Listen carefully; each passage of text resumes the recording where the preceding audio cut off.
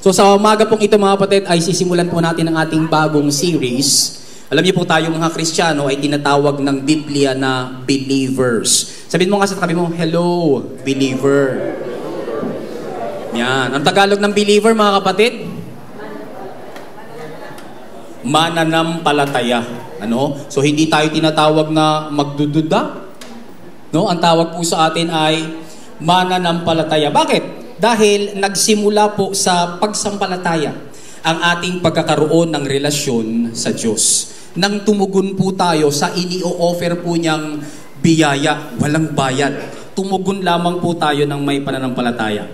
So yun pong paunang faith natin mga kapatid, no, ay nakasentro sa pananampalataya, sa pananalig, sa paniniwala, sa kung sino si Kristo. At kung ano ang ginawa niya para sa atin. Yun lang naman po yung pinaniwalaan natin eh. Sino si Jesus at ano yung ginawa niya para sa atin. So ang pananampalatayang ito ay hindi po simpleng pagsang-ayon lang ng utak. Ito po ay pagsang-ayon ng puso, malalim na pagtitiwala kay Jesus para sa ating kaligtasan at buhay na walang hanggan. Kahit anuman ang mangyari. So pag sinabing nananampalataya po tayo mga kapatid, pag sinabing nananalig tayo, nagtitiwala tayo, naniniwala tayo, ipinagdidiinan po nito yung pinakasentrong aspeto ng buhay Kristiyano. Ano po yung pinakasentrong aspeto ng buhay Kristiyano? Yung pagtiwalaan po natin, yung pagkamatay, yung pagkalibing, at muling pagkabuhay ni Kristo. Lagyan po natin ang talata. 1 Corinthians chapter 15, verses 1 to 4. Dito po nagsimula ang lahat eh. My friends, sabi po ni Paul, I want you to remember, ano daw?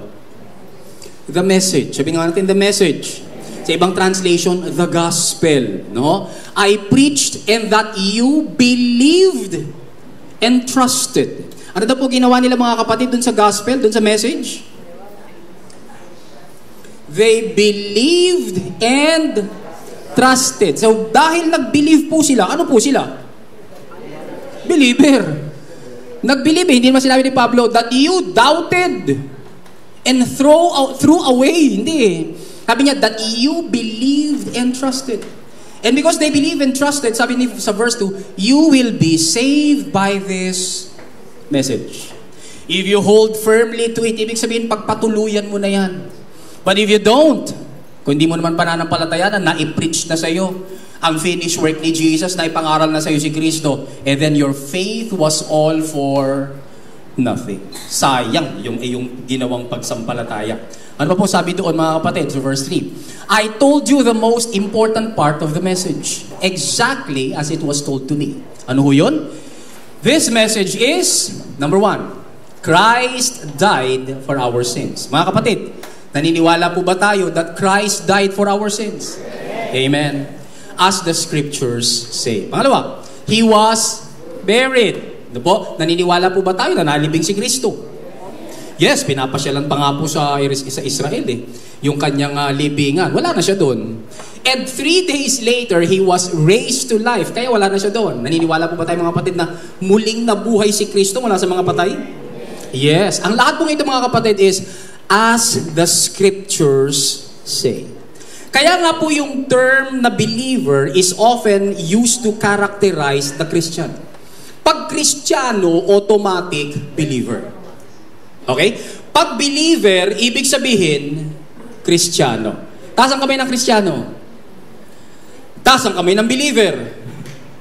Pag hindi ka nagtaas dun sa believer, may conflict. Bakit? Kasi nga, ang characteristic mga kapatid ng pagiging isang Kristiyano, tagasunod ni Kristo ay ang pagiging mananampalataya. Tingnan niyo po, sabi sa Acts chapter 5, verse 14. Indeed, more and more, ano daw? Believers in the Lord. Sino daw pong pinananampalatayanan nila? Si Lord. Sino yun? Si Jesus. More and more believers in the Lord, large numbers of both men and women were added to the church. So ang nadagdag, no, nung sumampalataya na po sila, yung mga Kristiyano, na mga believer. Tanong nga kapatid, ito po ba mga believer na ito, buhay o patay? Buhay o patay?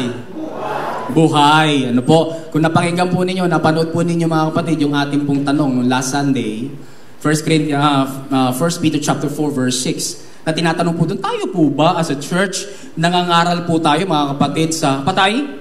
Tapos ginamit po mga kapatid yung 1 Peter chapter 4 verse 6, kung saan sinasabi doon mga kapatid, that is why the gospel has also been preached to those who are now dead. Yun po kasi yung kinukuha ng iba para sabihin, ay, pangaral lang buhay sa mga, ang mabuting balita sa mga patay. Kaya pag may burol, pati yung patay na tumatanggap pa sa Panginoon, tila nakakausap. Ano po? Pero wala akong sinabi sa Biblia mga kapatid na mangaral po tayo sa mga patay. Of course, may mga nag-comment po doon, kung mababasa po ninyo, na ang sinasabi po doon mga kapatid, hindi, itong pastor na to, manliligaw ito. Sabi ganon. Kasi nga, ang tinutukoy dyan ay spiritually dead. Hindi daw physically dead. Meron po nagsabi, ang layo naman na sagot itong, ang layo naman na sagot. Sumagot ako sa kanya, sabi ko, hindi, malapit lang, nasa verse 5 lang. So wag ka nang lumayo. Nasa verse 5 lang para malaman natin kung spiritually dead ba yung pinangaralan ng mabuting balita o physically dead. Ano pong sabi dun sa verse 5? Binabanggit po dun yung the living and the dead. Pag sinabi nating living, yun po yung buhay, yung dead, yun po yung patay. Kaya pag binanggit po yung physically dead sa verse 5, tiyak na tiyak. Pag binanggit sa verse 6 yung word na dead, physical ba yun o spiritual? Physical din. Alam nga namang magbago ng isip, no? Na sinasabing verse 5 ay physical, tapos spiritual, tapos physical, tapos spiritual din po yung verse 6. Hindi po mga kapatid. Para maging consistent at maging tama po yung explanation, dapat yung living and the dead, physical po yun. Kaya yung verse 6, physical. Kaya yung tinutukoy na, nangangaral po ba tayo sa mga physically dead? No, mga kapatid. Hindi po tayo nangangaral sa physically dead. At wala pong nagiging believer na patay. Ang nagiging believer, mga kapatid, ay buhay. Sabi mo sa katabi mo, gaya mo.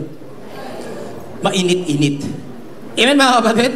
So, sasagutin po ba natin lahat isa-isa? Meron naman akong mga sinagot. No? Pati nga po sa mga dugo. Pati sa mga dinuguan. No? Hindi natin masasagot lahat. Ang concern lamang po natin doon mga kapatid ay tayo.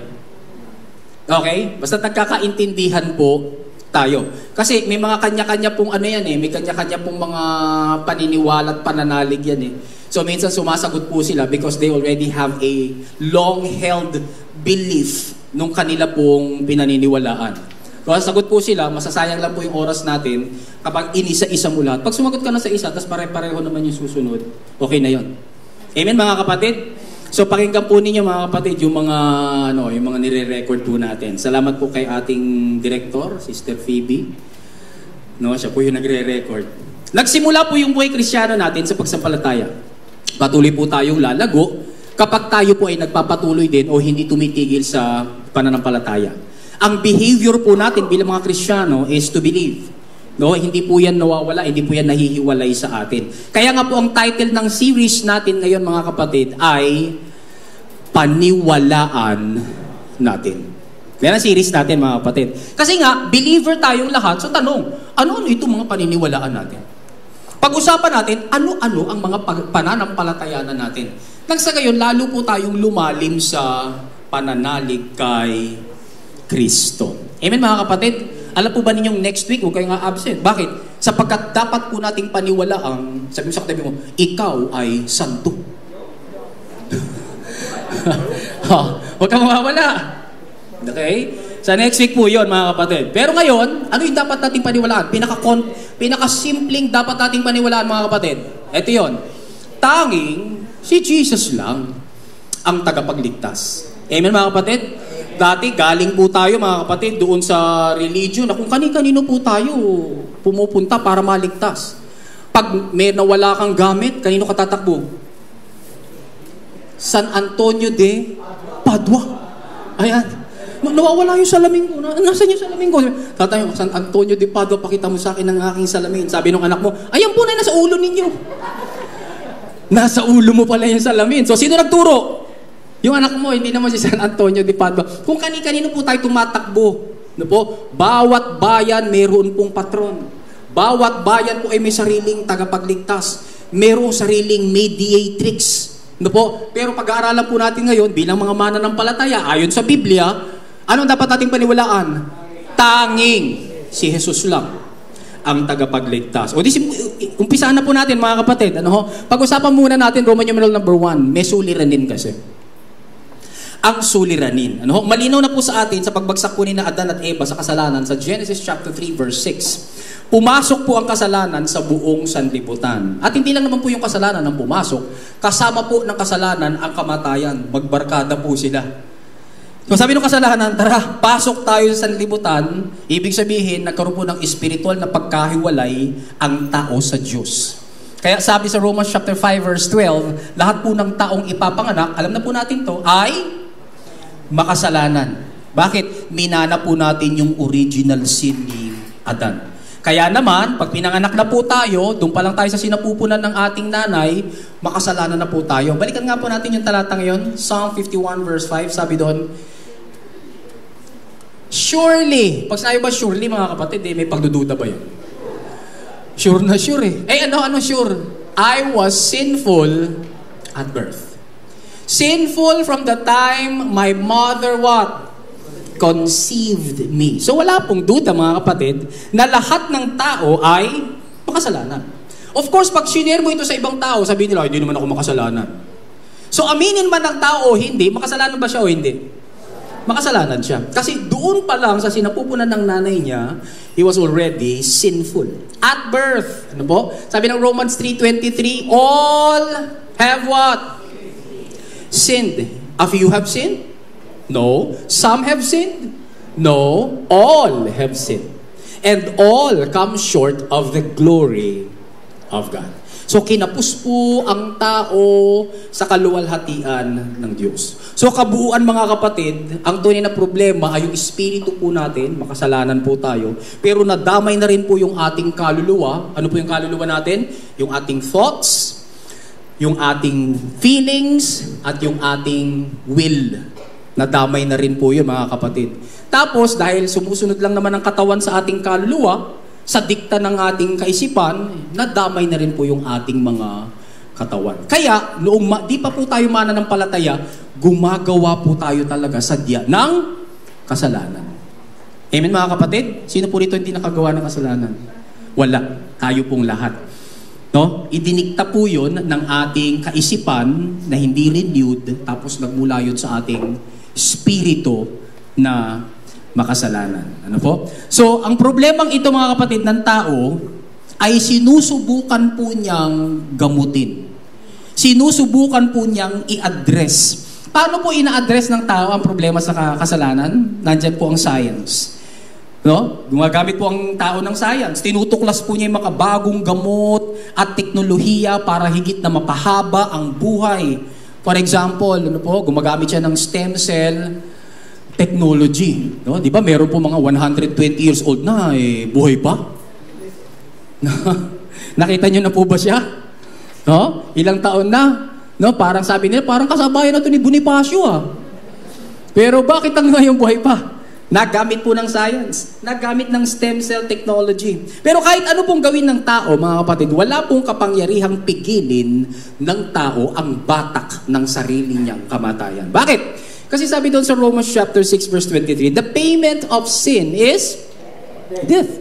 Ang kabayaran kasi ng kasalanan ay kamatayan. Mamamatay at mamamatay ang tao. So hindi lang spiritual separation from God, mga kapatid, ang naging bunga ng ating sin, kundi physical death din. At dahil physical death, si God nagtakda na po ng hangganan at wala na pong makakalampas doon sa guhit na kanyang itinakda.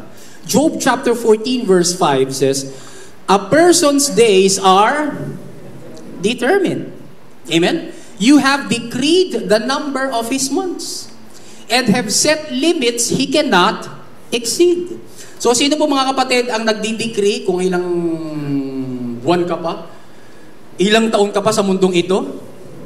Si Lord. Kaya kung nagkasakit ka, at alam mo na ang sakit yan ay hindi galing kay Lord. Hindi yan decree ni Lord. Huwag ka papayag na mamatay ka. Amen mga kapatid? Angkinin mo yung mensahe na tinapos na gawa ni Kristo. Doon sa mga latay ni Kristo, ikaw ay pinagaling na. Amen mga kapatid? Kasi alam po natin, si God ang taga-decree. At siya po nagbibigay ng ng gaano kahaba yung buhay natin. Sabi mo sa katabi mo, mabuhay ka hanggang gusto ni Lord. Amen mga kapatid? Mabuhay po tayo hanggang gusto ni Lord. So, gamot po ba ang science sa sin? Hindi. Hindi kaya ng science o ng agham ang sin. Pero gumagamit din po ang tao ng education. Ang kampanya po ng pagsisikap na ito ay pagalingin ang tao. Parunungin ang tao, mga kapatid, para hindi daw siya maging masama. Ang tanong, mga kapatid, mas may alam ba ang tao ngayon kaysa noon? Yes or no? Yes! Mas may alam ang mga tao ngayon. Yun na lang nga po mga anak natin, mas may alam kaysa sa atin eh. Di ba't ikaw ay taga noon? At ang mga anak mo ay taga ngayon? Di ba? Mas marami po silang alam kaysa sa atin. Alam po ba natin mga kapatid, kapag nag-search po tayo ng word na education sa Google, in just 0.56 second ay makakahanap po si Google ng 3,580,000,000 sites. Wala pang 1 second, nakahanap na po siya ng 3,580,000,000 sites. So tatambakan kanya ng information. So tunay nga mga kapatid na nabubuhay tayo sa panahon ng information overload. So mas may alam ba ang tao ngayon? Yes, tanong, mas marunong ba ang tao ngayon? May intelligence ang tao pero mas may wisdom ba siya? Not necessarily. Ano po? Bakit mga kapatid? Kasi nga mga kapatid, iba po yung intelligence, yung may alam lang, iba po yung wisdom. Tama mga kapatid? Ang dami natin natututunan, yung mga bata dahil natututunan sa Tapos biglang nag-cutting. Marunong ba siya? Oo, marami siyang natututunan. May wisdom ba siya? Wala. Kasi nag-cutting. Kaya tatanungin tuloy siya ng mga magulang niya, anong naisip mo anak at ikaw ay nag-cutting? Anong tinatanong ng magulang doon? Yung intelligence niya o yung wisdom niya? Yung wisdom niya. Bakit mo naisip yun? Bakit mo yun ginawa? So, mga kapatid, hindi po ibig sabihin na mas intelligent na tayo, mas marami tayong alam ngayon, mas wise tayo ngayon. Ang ilan sa mga hindi nakapag-aral ay naging small-time snatcher ng lumang cellphone na binibenta nila ng daan-daang piso. Pero ang ilan naman na nakapag-aral, mga kapatid, at may mga doctorate pa, nandun po sila sa posisyon at nasa matataas na pwesto, hindi po daan-daan ang ninanakaw nila.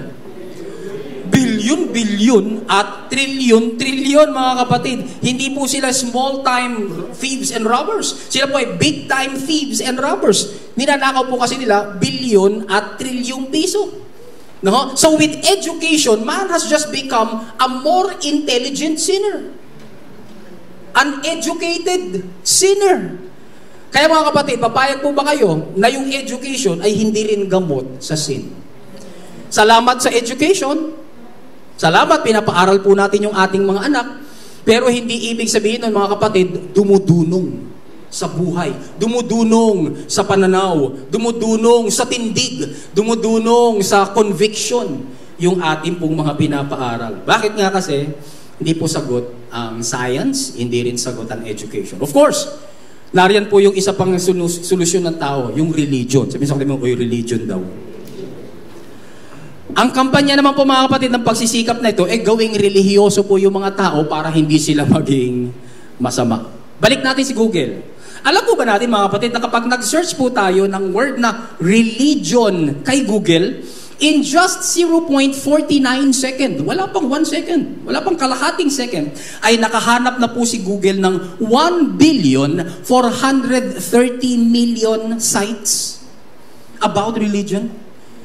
Alam po ba natin mga kapatid that there are roughly 4,200 religions in the world today? Sabi mo sa katabi mo, dami, no? Dami mga kapatid. 4,200 religions. Dito na lang po sa atin mga kapatid.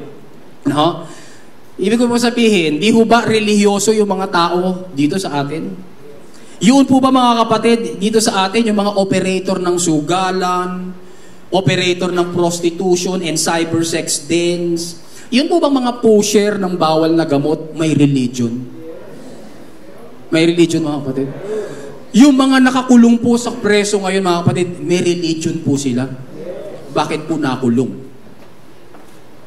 Sana makalabas na po sila at magbago, no? Pag nakapakinig po sila ng mensahe ng biyaya ni Kristo. Amen, mga kapatid? Yun po ang prayer natin. Pero, ang tanong, why were they in the first place? Nandoon sila sa lugar na yon. Kasi nga, kahit may religion, hindi po sumapat yung religion para papagbaguhin po sila. Amen, mga kapatid? Kaya po, may malasakit po ba sila sa mga naghihirap dahil sa sugal? May malasakit po ba sila dahil sa naghihirap, dahil sa, o yung sa mga nasirang pamilya, dahil sa mga prostitute, at sa mga kabataan, mga kapatid, na nalulung sa droga? Wala naman po silang malasakit. Sapagkat ang gusto nila ay kumita lang. At yung sin na yun, mga kapatid, is the sin of greed and covetousness. Bakit? Kasi nga, hindi na-address yung puso. Kaya nga naiiyak po tayo sa ating pamahalaan, mga kapatid. Tama, mga kapatid? Kasi kahit na po, ilagay na po natin sa yung ICI, ilagay na po natin yung kung sinong magalong at magulong at magalang. Ano po? Hanggat hindi po nababago ang puso ng tao, paulit-ulit at paulit-ulit lamang po ang mangyayari sa ating bansa. Kaya nga, mga kapatid, we have to pray. Kailangan po nating ilapit sa Panginoon. Amen, mga kapatid? Kailangan tayong mag-involve din sa mga hakbang, mga kapatid, para tayo po, mga kapatid, ay makatulong sa ating komunidad, makatulong sa ating lipunan, no? Minsan kasi pinagbibintangan po tayo na, mga Kristiyano, magaling lang yan mag-pray. Ay, di naman, di lang naman kami nagpe-pray, meron din po kaming mga ginagawa para po tayo ay maging maayos sa Pilipinas. Yung pag-share po ba natin ng gospel, mga kapatid, yan po ay dapat?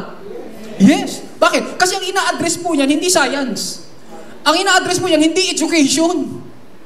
Ang ina-address po yan, mga kapatid, hindi religion. Ang ina-address po yan, mga kapatid, is the transformation of the heart. Kailangan magkaroon po, mga kapatid, ng bagong puso ang isang makasalanan na may pusong bato. At mapalitan yung puso niya ng pusong malambot na magpapasakop na sa Panginoon. Kaya pag nagpasakop sa Panginoon, mga kapatid, di mababago po yung pamahalaan. Amen, mga kapatid? Kaya sabi mo sa katabi ko, keep on sharing the gospel. Patuloy lang po tayo magbahagi ng mabuting balita. Pero again, napatunayan po natin sa pag-aaral natin, hindi po sumapat yung agham, hindi po sumapat yung edukasyon, hindi rin po sumapat yung religion. Ang pagsisikap po ng tao na iligtas ang bagsak niyang kalagayan sa magitan po ng science, ng education, ng religion, bigo. Hindi kayang pigilin ng science ang kamatayang physical. Hindi rin naman kaya ng education at religion na patinuin ang tao at pigilin ang paggawa niya ng masama. In fact, habang ang tao, mga kapatid, ay gumagawa ng mga hakbang para maging edukado at maging relihiyoso, habang tumatalino ang tao, mas humuhusay naman po siya sa paggawa ng masama. Gumagaling sa pagpaplano. At ang matindi, habang nagpaplano po siya ng masama, nagtatago po siya sa likod ng relihiyon. Kaya ngayon, di mo na maano. Mga kapatid, di ho ba yung mayor na nakapang-rape? Di ho ba nagro-rosaryo yun? Si Sanchez? Ano po? Nakalabas na si Sanchez, ano po? O namatay? Patay na. Sumalangit. Sana po nakasampalataya siya. Nakakilala siya sana sa Panginoon. Pero nung time na mabuhay po siya po ay may hawak na rosaryo. Nakatago po siya sa kanyang religion. No po? Pero siya po ay nilitis at siya po ay napatunayan. So makikita po natin, mga kapatid, yung suliranin po ng tao napakalaki. At wala po siyang kayang gawin para solusyonan ito. Gusto niyo na po bang pag-usapan yung solusyon? Roman numeral number 2, ang solusyon. So ang suliranin, mga kapatid, ng kasalanan na hindi kayang gamutin ng science, ng education, ng religion, pati na po ng self-discipline, pati na po ng self-development, ng self-control, ng rituals, man-made traditions, and superstitions, ay may iisa lang po na solusyon. Sino? Si Jesus. No? Basahin nga po natin to. Tanging si Jesus lang ang tagapagligtas. At yan po yung patatatagin natin, palalakasin po natin mga kapatid na argumento natin. Na tanging si Jesus lang ang tagapagligtas. Gusto niyo po ba ng pruweba mga kapatid? O, titingnan po natin. Alam niyo ho, sa nalalapit pa lang nakapanganakan ni Mary kay Jesus, ay sinabi na po ng anghel kay Joseph ang magiging uri ng paglilingkod ni Jesus. Sa Matthew chapter 1 verse 21, ito pong sabi ng angel, at yung angel, yung message ng angel galing kay God, she will give birth to a son, and you, ikaw Joseph, are to give him the name Jesus. Ang ganda ng privilege binigay ni God kay Joseph, ano? Na si Joseph ang magbibigay ng name na Jesus. Bakit? Because he will save his people from their sins. Hindi pa ipinapanganak si Jesus, alam na po natin mga kapatid kung anong ministry niya. Basahin nga po natin yung naka-bold. Jesus, because he will save. So, simple. Tapos na po ang mensahe mga kapatid. May isa na po tayong pruweba. Na si Jesus, siya po ang magliligtas. Ano ho? So, magpapasko na naman mga kapatid. Sino naman ang ipapanganak? Sasabihin naman ng mga bata, pinapanganak si Baby Jesus. Tapos mamaya tatawagin nila si Baby Jesus na Papa Jesus na rin. Tapos, ang mama, si Mama Mary. So, mag-asawa na yung mag-ina. Na hindi naman kinokorek ng mga nanay. Ano po? Ang Papa, si Papa God, siya po yung Father. Ano po? Tapos si Jesus, siya po yung Son. So, hindi po natin tatawagin si Jesus na Papa Jesus. Amen? Amen po, Papa? Huwag mo natin tawagin. So, magpapasko na naman mga kapatid. So, ang nasa isip na naman natin, okay, ang nasa konsepto lang natin, ipapanganak si Baby Jesus. Pero hindi na tayo nakaalis minsan sa Baby Jesus. Are we always charmed by the baby in the manger? Kasi yun lang po ang tingin natin sa Christmas, that there is a baby in the manger. Hindi naman ako kayang baguhin ng baby in the manger eh. Hindi naman ako kayang ayusin ang baby in the manger. Walang kayang gawin ng isang baby. Bakit? Sapagkat siya po ay baby. Therefore, inalagaan nga siya ni Mary, inalagaan nga siya ni Joseph. Wala po siyang kayang gawin. Kaya po, dahil tayo po ay charmed, no, pumapasok lamang po tayo mga kapatid sa sentimental Christmas. I'm dreaming of a white Christmas. You see, mga kapatid, ang gatil lang tayo eh. Tapos makakaramdam lang tayo ng mga special ngayon, Christmas ngayon, kasi pinanganak si Baby Jesus. Mga kapatid, Jesus was born to die. Amen? Pinanganak po si Jesus para siya po ay mamatay. Si Jesus hindi po nanatiling Santo Niño. Santo Niñong gala. Ba? Santo Niñong pulis. May Santo Niñong pulis. Santo Niño magsasaka, mangingisda. Ang dami yung Santo Niño. Kung paano si Mary rin, ang dami rin. Mary sa Manawag, meron pa sa Peña Francia. No, ang dami po eh. Hanggang doon na lang po ba tayo mga kapatid? O sa pinag-aaralan po natin, alam po natin, itong Kristong ito, itong Jesus na ito, na ipinanganak because He will save. Lumaki ito, nagminister, naglingkod, nagpagaling ng maraming may sakit, nagpalayas ng mga demonyo, bumuhay ng mga patay, nagbago ng mga buhay. At pagkatapos ng 33 and a half years, napako siya sa krus ng Kalbaryo. Inialay niya ang kanyang buhay doon sa krus sa kapagpapatawad ng lahat ng kasalanan ng tao. Hallelujah! Amen! So sa Christmas mga kapatid, palakihin natin si Jesus. Huwag lang po tayo matapos na sa manger. Hindi may manger. Pero lumampas po tayo doon, mga nag-aaral ng salita ng Diyos. Tapos na po tayo doon sa manger. Napako na po si Kristo. In fact, wala na nga siya sa krus. Wala nang laman ang krus. Sapagkat bumaba na si Kristo at nabuhay na siya, wala na ring laman sa libingan. Amen mga kapatid? Mamaya makikita natin kung nasa na si Jesus. So mga kapatid, basahin po natin ito. Paniwalaan natin na tanging si Jesus lang ang tagapagligtas. Siya ang solusyon sa suliranin ng kasalanan ng tao. Gusto niyo po ng prueba pa mga kapatid? Yes. Matapos na gumaling sa pangalan ni Jesus ang isang lalaking ipinanganak na lumpo. Nilinaw po ni Peter sa mga rulers, sa mga teachers, sa mga elders, mga kapatid of the law sa Jerusalem ang ganito sa Acts chapter 4 verses 10 and 12. No?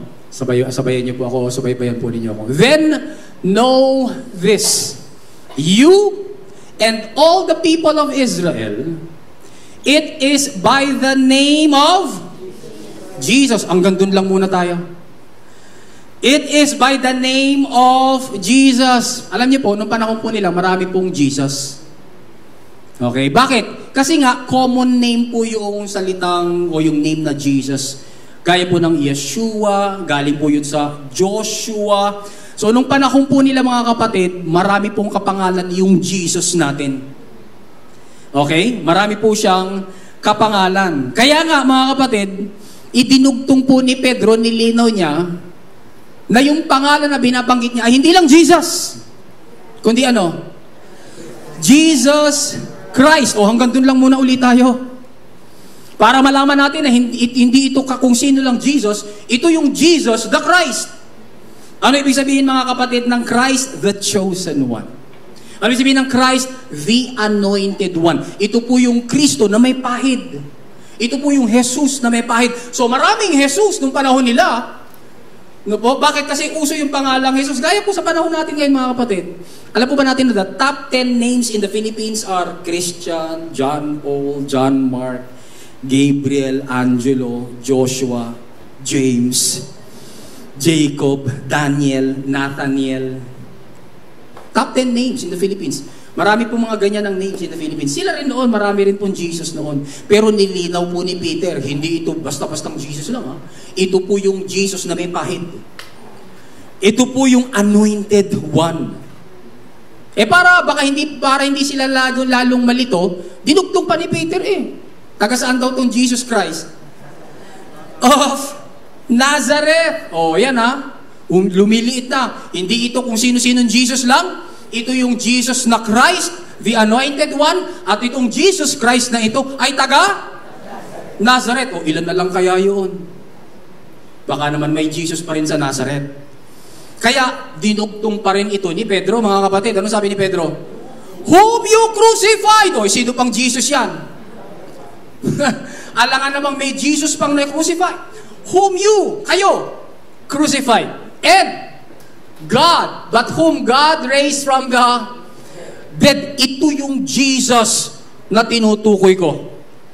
The Jesus who is the Christ, the chosen one, the anointed one.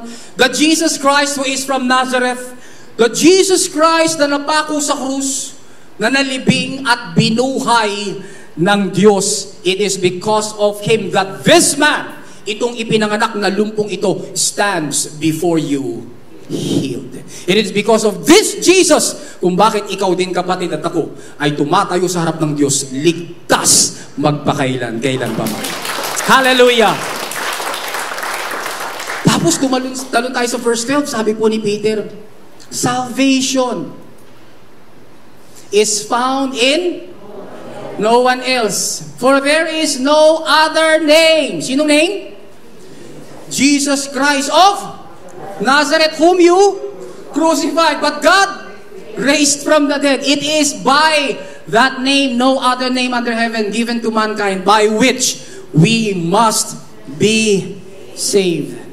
Alam niyo po yung word na salvation, mga kapatid, is from the Greek word soteria. Ang ganda-ganda nito, mga kapatid. It means God's rescue, which delivers believers out of destruction and into His safety. So pag sinabing si Jesus ang tanging tagapagligtas, ang ginawa ni Jesus sa atin, inalis niya tayo sa kapahamakan. It is God's rescue which delivers believers out of destruction. Papunta na tayo sa impyerno, papunta na po tayo sa dagat-dagatang apoy, pero nung sumampalataya po tayo, inalis po tayo sa daang iyon, tapos inilagay po tayo sa kaligtasan. Nandun ka ngayon, kapatid. Amen, mga kapatid? Sige po, palapakan po natin si Jesus. Hallelujah! Kaya, makibasa po ulit kayo sa akin. Paniwalaan natin na tanging si Jesus lang ang tagapagligtas. Siya ang solusyon sa suliranin ng kasalanan ng tao. Ano po? Gusto niyo po ng preba? Sige pa. Mga agape, nasa realm pa lang tayo ni Pastor Rodel. Sabihin ko po, pag nasa realm na tayo, pag tayo po ay nasa red, lalo na. No? Matapos silang pigiling mangaral sa pangalan ni Jesus, ay ito po sinabi po ni Pastor Peter, at mga kasama niyang apostol sa high priest at buong Sanhedrin. Sa Acts chapter 5 verse 31, sabi doon, God exalted him to his, sabi mo right hand daw. O doon sa kabila, right hand daw. God exalted him, sabi doon, to his right hand. To be prince and leader, si Jesus ang tinutukoy dito, and Savior and deliverer and preserver, in order to grant repentance to Israel and to bestow forgiveness and release from sin. So si Jesus, siya daw po mga kapatid ang magbibigay ng repentance sa Israel. Magsisisi ang Israel. Tatalikod na po sila sa lumang kasunduan, tatalikod na po sila sa kasalanan, sasampalataya sila kay Jesus, magre-repent sila. At to bestow forgiveness and release from sins. Kaya ko po pinababanggit sa inyo yung right hand, mga kapatid, kasi napakahalaga po niyan. Nabasa niyo na po ba ang Matthew chapter 25? Tungkol po sa mga huling araw. Doon po sa verse 33, mga kapatid, binabanggit po doon na ihihiwalay daw po ni Kristo ang mga tupa at kambing sa kambing. At yung mga kambing, ilalagay niya sa kaliwa. Tingnan mo nga yung katabi mo. Walang kambing dito, ha? Yung mga kambing, mga kapatid, ilalagay niya sa kaliwa at ilalagay naman niya yung mga tupa sa kanan. So, nasaan ang mga tupa, mga kapatid? Nasa kanan. Di ba sabi sa Psalm 23, the Lord is my shepherd. And because the Lord is my shepherd, kinikilala ko, I am His sheep. Sabi ng John chapter 10, the sheep of the Lord listen to His voice. And the voice of a stranger He will not follow. Hindi susunod ang mga tupa ng Panginoon sa boses ng estranghero. Ang alam po ng tupa, yung tinig ng kanyang Panginoon. Kaya ka nga nandito ngayon. Narinig mo yung tinig, paanyaya ng banal na spirito. Narinig mo yung tinig ng iyong pastol. Kasi tupa ka niya. Taga saan, mga kapatid, yung tupa? Sa kaliwa, sa kanan?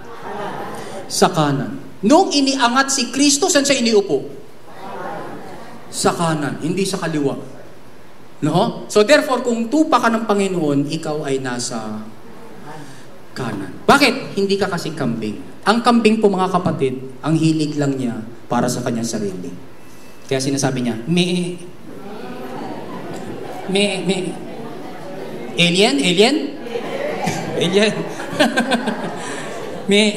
Yung mga tupa, sabi ng tupa, Abba, Father, Abba. Po? Kaya po yung mga tupa, tayo po mga tupa, nasa kanan. Sino katabi natin sa kanan? Si Jesus Christ. Kaya nga po sabi sa Colossians chapter 3 verse 1, we have been raised with Christ, seated at the right hand of God. Sabi mo sa katabi mo, you are on His right. Kaya nga, ginawa ka na ni God na right. Ikaw ay right na ngayon. You are now good. Kaya nga po, mga kapatid, makibasa ko kayo ulit sa akin.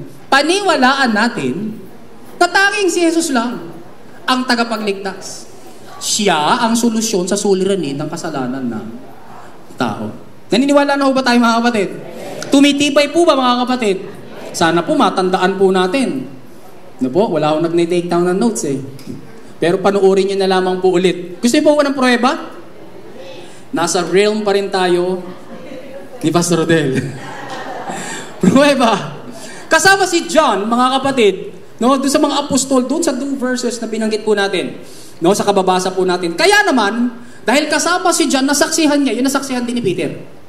Kaya naman nang sumulat na po si John ng kanyang liham para sa mga Kristiyano, para palakasin yung mga Kristiyano, ito na po sinabi ni John sa kanyang liham, sa kanyang epistle. 1 John chapter 4 verse 14, sabi po doon, and we have sinned, kasi kasama nga siya doon eh.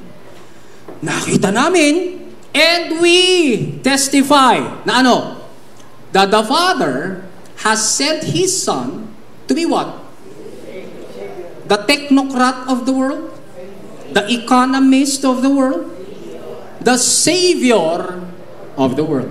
No? So sabi ni John, pinapatutuhanan namin, nakita kasi namin, na talagang ipinadala ng Ama ang anak na ito, si Jesus, to be the Savior. So sa isip po ni na John, sa isip ng mga apostol, wala silang pagdududa. Talagang believer sila, pinaniniwala talaga nila na ang tanging tagapagligtas lang ay si Jesus. Kaya mga kapatid, maging mismo sa bibig ni Jesus Christ, sinabi niya ito sa John chapter 14 verse 6. Alam na po natin to.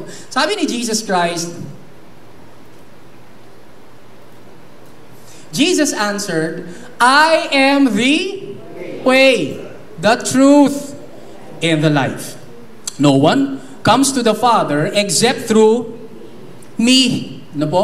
Bakit po tayo nakatitiyak na kapag sumampalataya po tayo kay Jesus, ay kayang-kaya tayong dalhin ni Jesus dun sa langit, sa piling ng kanyang Ama? Kasi sabi niya I am the way. Pangalawa, kayang-kaya niya tayong dalhin doon dahil doon siya galing. Tama mga kapatid? Kaya nga di po ba minsan pag may bisita po tayo at ang bahay po natin nasa looban, at yung bisita po natin first time na makakarating sa bahay natin, anong ginagawa po natin para hindi maligaw yung bisita natin? Sinusundo natin sa kanto. Ano, saan ba kayo magagaling? Sa Alabang pa po. O sige, dyan na lang po kami sa Alabang. Kasi sa sobrang takot mo, ba ako maligaw? No? Pero sabihin, hindi, meron naman kaming ways. Ano? So, ayaw mo na lang. O, sige, dito na lang kami sa kanto. Susunduin mo sa kanto, tapos papaya-paya-paya. Dito na. Tapos, ikaw magli-lead doon sa inyong bahay kasi yung bahay nyo nasa looban. Bakit mo siya na-lead papunta sa bahay nyo? Taga doon kayo. Doon ka galing eh. Bakit po tayo kayang i-lead ni Jesus sa langit? Taga doon siya eh. Sabi niya, I am the way. Hallelujah. Kaya, kung meron lang ka ng relationship kay Jesus Christ, pumanatag ka. Pumayapa ka. Sapagkat kayang-kaya kanyang dalhin sa piling mismo ng kanyang Ama. Hallelujah. Siya po kasi yung galing doon. Ano po sabi ng verse mga kapatid? John 3:13. The only one, sabi naman natin the only one, who has ever gone up to heaven is the one who came down from heaven. The Son of Man. Ano po? Kaya nga mga kapatid, pagbaba niya po rito sa mundong kinalalagyan natin ng mga makasalanan, siya lang po ang naging sakripisyo para sa ating mga kasalanan. Sabi ng 1 John chapter 2 verse 2, siya ang ibinigay na handog. Alam niyo po yung handog na yung mga kapatid is from the Greek word hilasmos. Na ang ibig sabihin po mga kapatid is a sacrifice that bears God's wrath and turns it into favor. So si Jesus Christ, siya po ang ibinigay na sacrifice that turns God's wrath into favor. Gusto po ba natin ng favor? O, kaninong sacrifice ang pupuntahan natin? Kay Kristo. Tingnan niyo po, sabi doon, siyang ibinigay na hilasmos. Siya po ang ibinigay na handog. Para saan daw? Para sa kapatawaran ng ating mga kasalanan. At hindi lang ng mga kasalanan natin, no? Kundi pati na rin sa kasalanan ng buong mundo. Praise God. Madamot po ba ang Diyos sa kaligtasan? Hindi. Very generous po ang Diyos sa kaligtasan. Nakakalungkot lang na sa huling araw mga kapatid, hindi naman lahat din ng tao ay maliligtas. Pero available po ba yung kaligtasan? Yes. You see, salvation is available to all. But it is only effective to those who will believe. Ang kaligtasan ay para sa lahat, pero ito ay epektibo lamang sa mga sasampalataya. Kaya nga sabi sa John 3:16, mga kapatid, for God so loved the world that He gave His only begotten Son, that whoever attends church, that whoever reads the Bible from cover to the maps, no, that whoever prays longest, no, that whoever what? Believes shall not perish. Hindi mapapahamak, kundi magkakaroon ng buhay na walang hanggan. Ikaw ba hindi na mapapahamak? Sumampalataya ka na ba kay Kristo? Amen. Palakpakan po natin ang Panginoon. Bakit? Kasi by faith, nag-avail ka nung available na kaligtasan. Yun lang naman. Hindi naman po kinakailangan ng kung ano-ano pang dapat na gawin para tayo po ay maligtas at tumanggap ng mga pagpapala.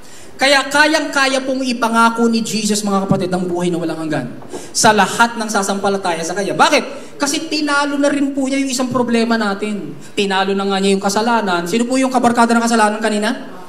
Kamatayan. Alam po ba natin, mga kapatid, pati yung kamatayan, tinalo rin ni Jesus. In fact, nung namatay nga siya, paano niya tinalo? Nabuhay siya mula sa mga patay. Pero lagyan natin ng talata para hindi po tayo nanguhula lang. Hebrews chapter 2, 14 to 15. Tingnan niyo po. Dahil sa ang mga anak na tinutukoy niya ay tao, taas po kami ng tao. Yeah. Ikaw ang tinutukoy ng Diyos na mga anak, ikaw ay tao. Si Kristo, mga kapatid, ang ginawa ni Kristo, dahil ikaw ay tao at ikaw ay nakatira sa mundong ito, anong ginawa ni Kristo? Naging tao rin si Jesus. Kaya magtatanong po tayo, bakit ba kayo talaga naging tao si Jesus? Naging tao si Jesus para sa iyo. Tao ka kasi. Okay? Ikaw yung ililigtas niya. Kaya po, ako po halimbawa, nakakita halimbawa ng langgam. Gusto kong iligtas yung langgam, mga kapatid. By the way, gusto po magtapat sa inyo. Pag nag-aalaga po kayo ng pusa, nagiging mabait ka na rin sa aso. Ewan ko. Tapos nagiging mabait ka na rin sa elepante, sa balyena, no? Sa ipis. No? Kaya minsan, pinapagalitan po ako ng mga, pakipatay nga yung ngayon ng mga hilera ng mga langgam na yan. Sabi, teka, baka uuwi yan sa pamilya niya eh.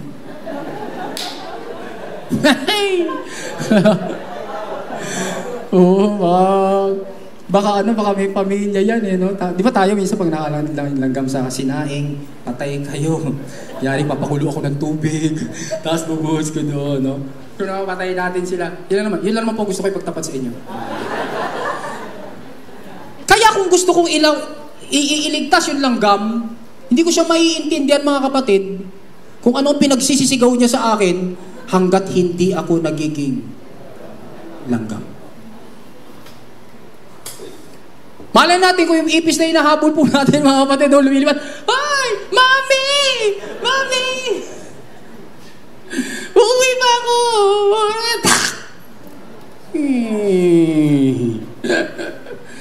Hindi kasi natin naiintindihan. Pero, para mailigtas ko po yung langgam, kinakailangan maging langgam ako. Kailangan bumaba ako sa kanya para maintindihan ko siya. Para mailigtas po tayo ni Jesus. Of course, kakaiba si Jesus. Kahit hindi pa siya nagkakatawang tao, naiintindihan niya na yung problema natin. Pero nandoon po sa talata, mga kapatid, makikita natin kung bakit kinakailangan siya ay talagang magkatawang tao. Tingnan niyo po. Naging tao rin si Jesus. At tulad nila, nung mga tao, may laman at dugo. Nung nagkatawang tao si Jesus, nagkaroon din siya ng laman, buto, lahat ng meron si Jesus. Nag-CR din ba si Jesus? Oo naman. Sumakit kaya siya ni Jesus? Ewan. Kasi siya nga baka lumalakad siya sa hilig no? Lumalakad siya sa himala Nanghina ba si Jesus? Oo, nanghina siya. Nagutom ba si Jesus? Yes, kasi may mga verses. So, tingnan niyo po, nagkatawang tao si Jesus, nagkaroon siya ng laman at dugo. Ginawa niya ito upang sa pamamagitan ng kanyang kamatayan, may papel pala yung kamatayan ni Jesus. Kung hindi po siya naging tao, mamamatay ba siya? Hindi. So, para magkaroon ng papel yung kamatayan, he has to become a man. Kasi kung Diyos siya, hindi siya mamamatay. At pag hindi po siya namatay, hindi siya makakapagbayad ng kasalanan natin. Therefore, he became man. Meron pong laman at dugo. Ginawa niya ito upang sa magitan ng kanyang death ay mawasak niya ang diablo na siyang may kapangyarihan sa kamatayan. Kapatid, may kapangyarihan pa ba ang demonyo sa iyo? Wala na. Bakit, mga kapatid? Tinalo na po ni Kristo. Palapan nga po natin si Lord. Kaya hindi lang po tayo niligtas ni Lord, mga kapatid, sa kasalanan. Maraming pinagligtasan si Jesus sa atin. Niligtas din tayo sa kamatayan. Kaya ang tunay na Kristiyano, mga kapatid, hindi na po natatakot mamatay. Sabi mo sa katabi mo, congratulations. Kaya kapag halimbawa may ililibing na naman po tayo, mga kapatid, huwag lang po tayo mag-condolence. Tama, mga kapatid? Yes, condolence kasi nga nakikiiyak tayo dun sa katawan. Pero alam po natin na yung kapatid po natin yung sumampalataya kay Kristo, ang espiritu ng mga kapatid nasa piling ng Diyos. Sa kanan, kaliwa? Nasa kanan. Kapiling ni Jesus? Yes. Sa piling ng Ama? Yes. Kasama ng Holy Spirit? Yes. Hallelujah. Therefore, hindi lang condolence. Congratulations. Kaya nga po, mga kapatid, nagugulat po yung mundo kasi nga pag may binuburol po tayo, nakakangiti pa tayo. Amen? Hindi naman nila alam na kaya tayo nakakangiti kasi nga at least namatay na nga po yung mahal natin sa buhay. Kasi nga nasa piling na ng Panginoon. Hindi na po siya naghirap, siya po ay nandoon na. Complete na yung kanyang healing, kumpleto na po siya, mga kapatid. Wala siyang kulang. Therefore, nakakangiti po tayo. Kaya ang tunay na Kristiyano, hindi po natatakot na mamatay. Bakit? Kasi nga, nasa atin po ang buhay. Basahin po natin ito maulit, mga kapatid. Paniwalaan natin.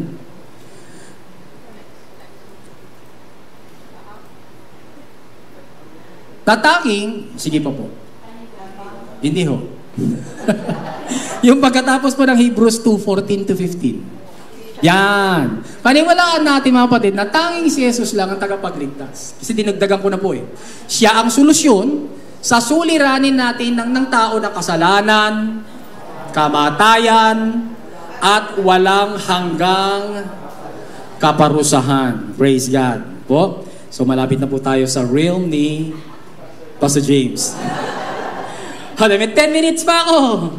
10 minutes. So gusto po natin isang pruweba. Gusto ko pong ilahad sa inyo itong isang pruweba. Dahil po sa dugo ni Kristo, iniligtas na rin kayo mula sa puot ng Diyos. So hindi lang kasalanan, hindi lang kamatayan, hindi lang kawalan ng walang hanggang kaparusahan, kundi maging sa puot ng Diyos. Romans chapter 5 verse 9 says, therefore, since we are now justified, past tense na, pansinin nyo, justified ka na, acquitted ka na, meron ka pa bang kaso? Acquitted ka. Sabi mo sa katabi mo, acquitted na. Wala ka ng kaso sa harap ng Diyos. Makasalanan ka pa ba? Hindi. Sabi doon, made righteous. No? Baluktot pa ba ang relasyon mo sa Diyos? Hindi na. Sabi doon, brought into what?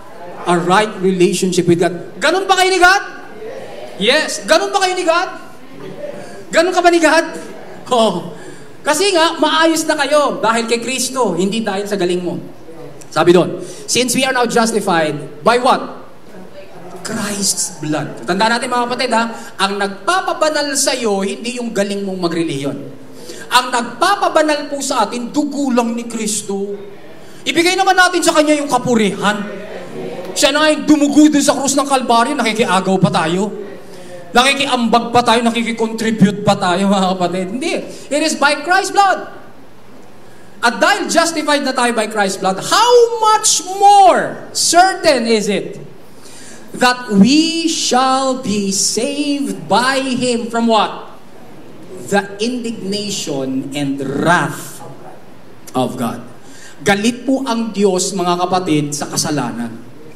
At dahil po binayaran na po ni Kristo ang kasalanan, tayo po, mga kapatid, na nagsisampalataya na sa Kanya, wala na pong galit ang Diyos sa atin. Kaya di po natin pwede sabihin, galit sa akin ng Diyos ngayon, bakit? Nalate ako sa church. Hindi, mga kapatid, hindi galit sa iyo ang Diyos. Pero next time, agahan mo rin. Tama, mga kapatid, kasi mag-agalit.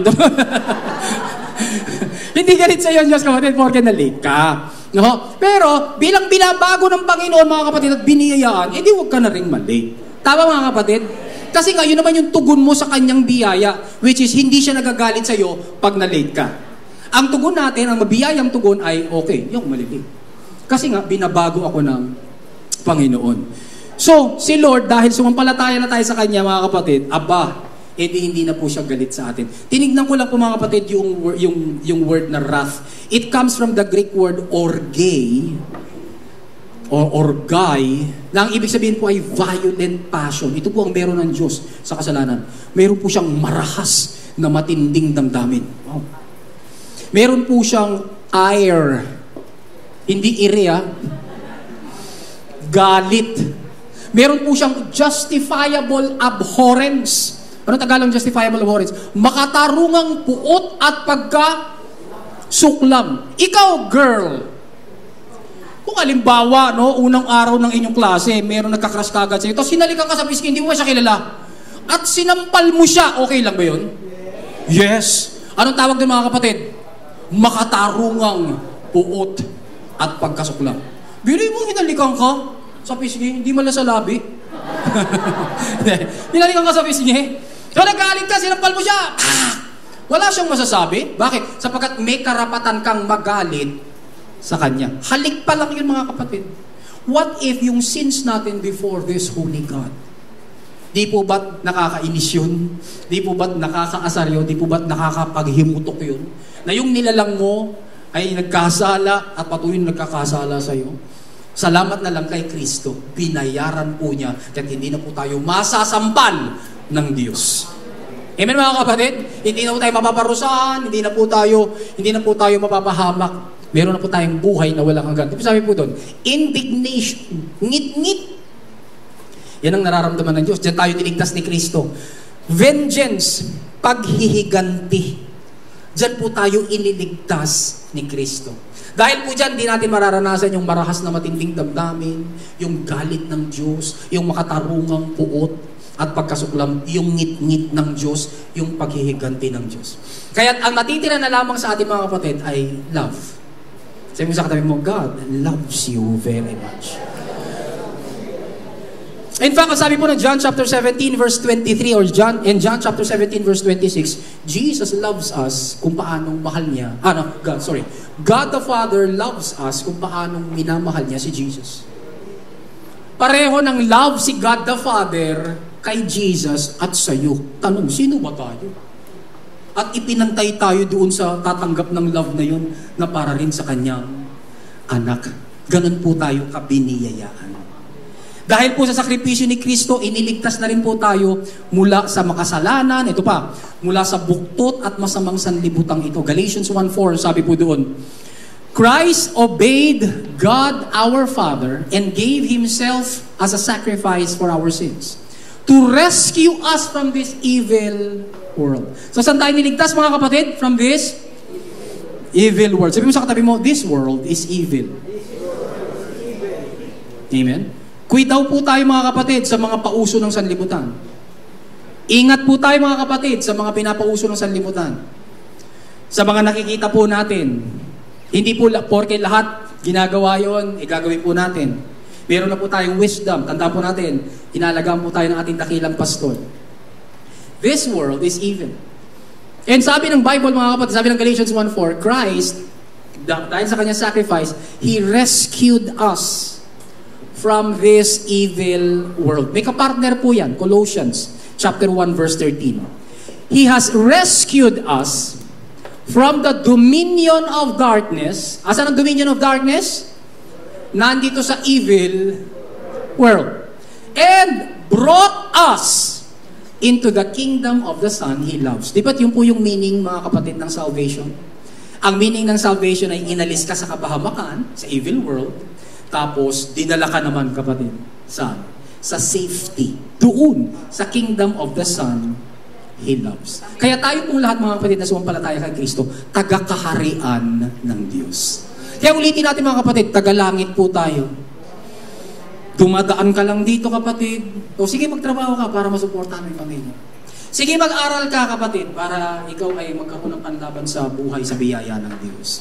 Sige, magnegosyo po tayo. Sige, maglingkod po tayo. Sige, mabuhay po tayo, mga kapatid, with joy. Sige, mamasyal ka, kapatid, kapag sinabi ng Panginoon, binigyan ka naman ng budget. Sige, mamasyal ka, kapatid. Gawin mo yung lahat ng gusto mo, basta hindi lang kasalanan. Amen, mga kapatid. Bakit? Sapagkat yun ang kalooban ng Panginoon. Yun yung joy na binibigay ng Panginoon sa atin. But, tandaan po natin, mga kapatid, may time na mag-i-impake ka na. In fact, hindi nga mag-i-impake, wala ka naman dala eh. Wala ka madadala eh. Darating yung time, kapatid, na ikaw ay aalis sa mundong ito. At saan maiiwan mga kapatid yung lahat ng mga ipinundar mo? Sa ibang tao. Hindi mo madadala. So therefore, sige, magpundar ka lang. No? Iwan natin sa mga anak natin. Iwan natin. O mga anak, huwag kayo mag-away-away, ha? Huwag niyong pag-awayan yan. Yung bundok ni Paul James. Ano ni? Kanino bang bundok niya? Kay Paul James. Oo. Huwag niyong pag-awayan yan. No? Kasi magbahala kayo bilang magkakapatid. Gusto niyo po magtapat ako mga kapatid. Hindi kasi nag-uusap naman po tayo dito para lang tayo pamilya mga kapatid. Tama po mga kapatid. Pag tumatanda ka na, mas nagiging close kayo dapat magkakapatid. O parang dalawa lang yung umamin. Parang lahat kayo kaaway niyo mga kapatid niyo. Pag tumatanda ka na kapatid, maganda close kayo magkakapatid. Bakit? Kasi kayo na susunod. Tama mga kapatid? Hindi kasi, ano lang yan eh, stage lang yan eh. Okay? Una-una yung mga lola natin, tapos susunod yung mga parents natin, pero wag naman muna sana, thank you Lord, pahabayin niyo pa ang buhay ng mga magulang namin, ano po. Pero pagkatapos po nun tayo po, paano kung tayo na, tapos magkakapatid tayo, nag-aaway-aaway tayo? Ang lungkot naman ng buhay mga kapatid. Hindi po yun graced life. Amen mga kapatid? Therefore, since tayo po ay nasa grace na, at mayroong mga dapat ayusin sa relationship natin ng mga magkakapatid, tayo na po mauna. Amen mga kapatid? Kasi mas nakakaintindi po tayo na lumakad sa biyaya, lumakad sa kapagpapatawad, lumakad sa pangunawa, kaysa sa kanila kung hindi pa po sila nakakilala sa Panginoon. Amen mga kapatid? Kung kinakailangan huwag ka na magsalita, akapin mo na lang. Akapin mo, tapos pagka pumipiglas, huwag mong bitawan. Akapin mong ganun. Dito sa liig, higpitan mo. Alam mo? Akapin ng ganun. Tapos huwag mong bitawan. Tapos sabihin mo, I love you. I love you. I love you. Tunaw yun. Tapos babili ka na ng ice cream. Babili na po tayo ng ayos na. Ayan mga kapatid. Kasi may sila yung buhay natin dito. Hindi naman tayo magtatagal dito eh. Kukunin din tayo ni Lord. Buti nga eh. Si Jesus, binigyan na tayo, meron na tayong katiyakan eh. Ano? Hindi po tayo di mananampalataya mga kapatid na may takot sa mga puso. Paano pag namatay ako? Paano? Saan kaya ako pupulutin? Kaya gumagawa po sila ng mga kaparaan. Sabi, hey, pag-pray mo ako sa ano, makarating ako sa purgatory ha. O makaalis ako sa purgatory ha. Kasi nga, nagbabaka sakali. Pero kung ikaw ay sumampalataya na kay Kristo, sigurado na. So, langit na. So, gawin mo namang langit yung impyerno mo dito. Amen mga kapatid? Kung sakaling dahil sa mga relationship, hindi po tayo maayos mga kapatid, di impyerno po yun. Parang ang sikip-sikip naman. Lalo na kung kasama mo sa bahay. Ang liit na nga ng bahay natin, tapos hindi pa tayo nagkakaayos. So therefore, ayusin po natin. Para habang tumatanda tayo, magbabarkada na po tayo mga magkakapatid. Alam niyo, bilib po ako doon sa kinasisteria. 8 po sila magkakapatid eh. Pero namatay na po ang isa. Meron sila laging pag-uusap, pagkukwentuhan. Kung ano-ano lang. Minsan habang nagkakainan sila, kumakain yung isa, nandun yung isa sa Marikina, nandun si Sisteria sa bahay, nandun nagkakainan sila, panahon ng pagkakainan. Nagkukwentuhan lang sila. Pagkukwentuhan nila mga K-drama, mga kung ano-ano. Pero, pang-foster po yun ng relationship. Pagpapakita yung mga kapatid na, oy, nandito lang ako ha. At tapos mamaya, biglang magkakaroon na ng pagtatapat. Magkakaroon na ng mga pinagdadaanan. Tapos dahil nandun na sila, o di ano yung paano nila, yung mga concerns nila. Mga kapatid, let us make this yung life po natin dito, heaven din. Amen mga kapatid. Alisin po natin lahat ng mga sama-sama ng loob. Kasi hindi po yan sa Panginoon. Ang mabiyayang buhay mga kapatid ay yung maluwag tayo. Yung tayo po ay nakapagsabi ng love sa isa't isa. Nakapag-express ng love sa isa't isa. Of course, hindi po perfect. Minsan may mga pagkukulang talaga tayo. Pero, basta lakad lang tayo mga kapatid. Tuloy-tuloy lang. Sabi mo nga sa kanya mo, I love you. I love it. Yung mga kapatid ko nasa I love you. I love you. I love you. Kasi si Aiden. Ayun, si Aiden. I love you. Love you, Papa. I love you, Mama. Paniwalaan po natin mga kapatid na tanging si Jesus lang ang tagapagligtas. Siya lang po ang solusyon. Ito yung humaba na yung binabasa natin. Siya lang po ang solusyon sa suliranin ng tao na kasalanan, nakita natin niya kanina. Kamatayan, nakita natin niya kanina. Buod ng Diyos, walang hanggang kaparusahan. Masamang sanlibutan ito. At marami pang iba. No? So ano pong application natin mga kapatid? Alam niyo nung panahon na si Jesus Christ po ay tao, naglalakad po siya, nagtuturo po siya sa John chapter 6. Nung siya po ay nagturo ng tungkol sa pagkain ng kanyang laman at pag-inom ng kanyang dugo, spiritual naman yung tinuturo niya, ang kuha po ng mga nakikinig sa kanya at sumusunod sa kanya, naku, gagawin pa tayong cannibal nito. Ayoko na. Hindi na ako susunod sa Kristong ito. Tingnan niyo po ang sabi doon mga kapatid sa John chapter 6, 66-69. Hinarap po ni Jesus Christ yung kanyang mga 12. From this time, many of His disciples turned back and no longer followed Him. You do not want to live too, do you? Ayaw niyo ring umalis. Diba? Sabi ni Jesus. Jesus asked the 12. Tingnan niyo po sagot ni Peter mga kapatid, representing all of them. Kasi sabi niya, we.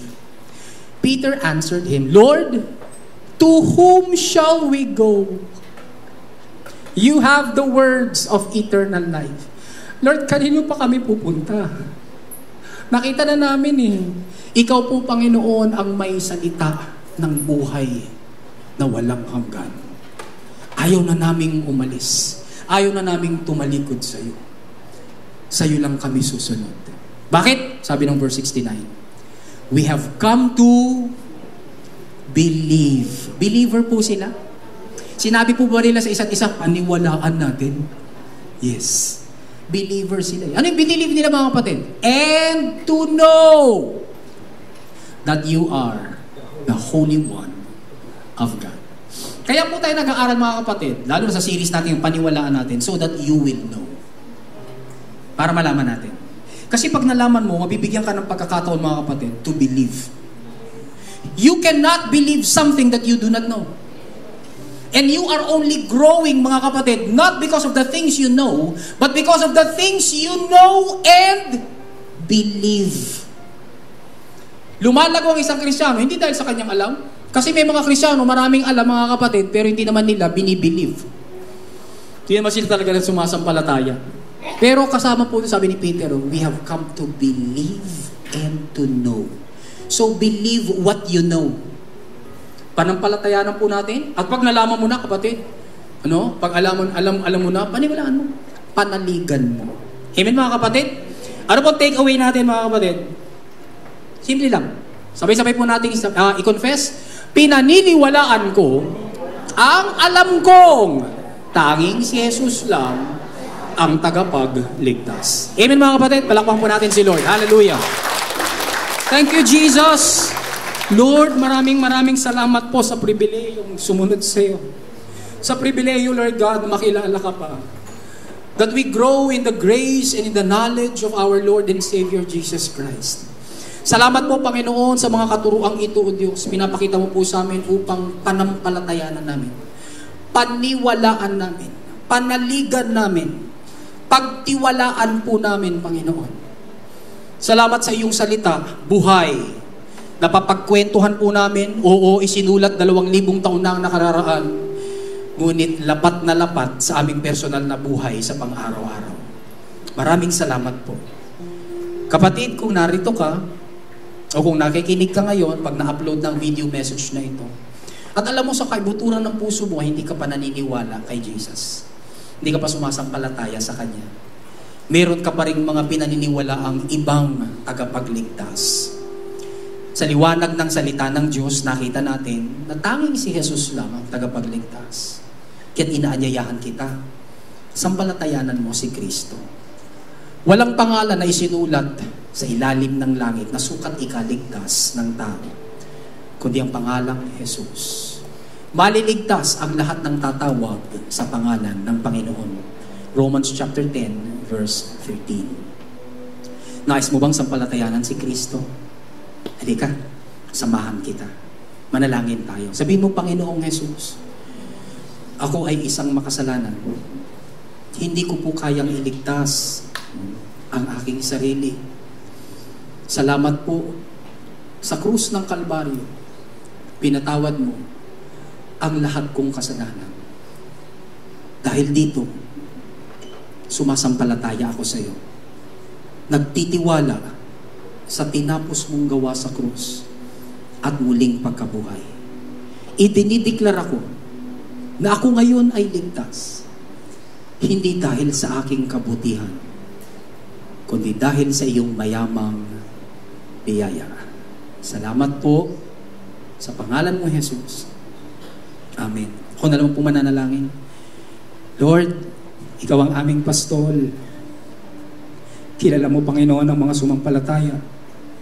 Tulungan mo kami bilang isang church, Lord God, na akayin po sila sa isang naglulumagong pagkilala pa sa iyo. Maging tapat kami, Panginoon, sa pagkatawag mo sa amin para sabay-sabay po kaming lalago, walang iwanan. Kung sakaling ang mga sumampalataya naman sa iyo, Panginoon, ay malayo at hindi ko maaari naming makasama, salamat na ikaw ang mag-aakay sa kanila sa isang Grace Church. Sa isang iglesia nga tinuturo lamang ay ang tinapos na gawa ni Kristo. Salamat po, Panginoon, dahil ikaw ang aming pastol, posible ang lahat ng bagay na ito. Pakitanggap po, Panginoon, ang lahat ng papuri, pasasalamat, pagsamba. Kaya ka naman namin love, ay dahil ikaw ang unang nagmahal sa amin. In Jesus' name, Amen. Amen. Amen. Praise God. Amen. Praise God.